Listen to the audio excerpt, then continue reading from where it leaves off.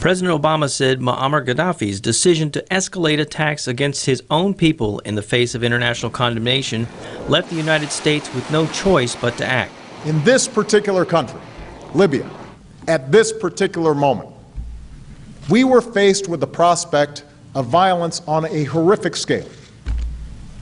We had a unique ability to stop that violence, an international mandate for action, a broad coalition prepared to join us, the support of Arab countries, and a plea for help from the Libyan people themselves.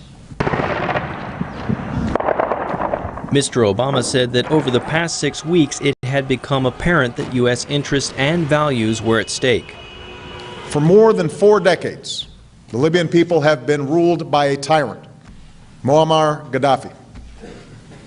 He has denied his people freedom, exploited their wealth, murdered opponents at home and abroad, and terrorized innocent people around the world, including Americans who were killed by Libyan agents. Mr. Obama said that as long as Mr. Gaddafi remains in power, Libya will be dangerous.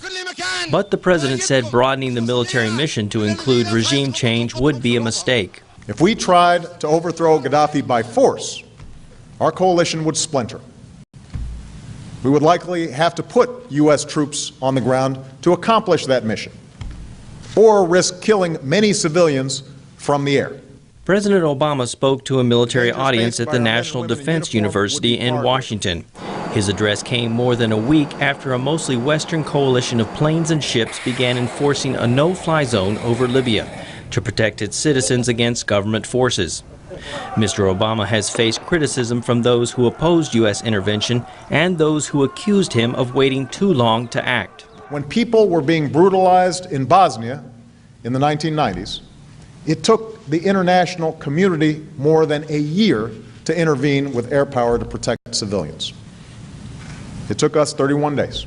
The president did not say how long the U.S. military role in Libya might last and how much it would cost, another concern here in the U.S. But he did note that NATO would take command of the operation on Wednesday. He also said that on Tuesday, Secretary of State Hillary Clinton would meet in London with Libyan opposition members and representatives of more than 30 nations to discuss the political road ahead for Libya. William Ide, VOA News, Washington.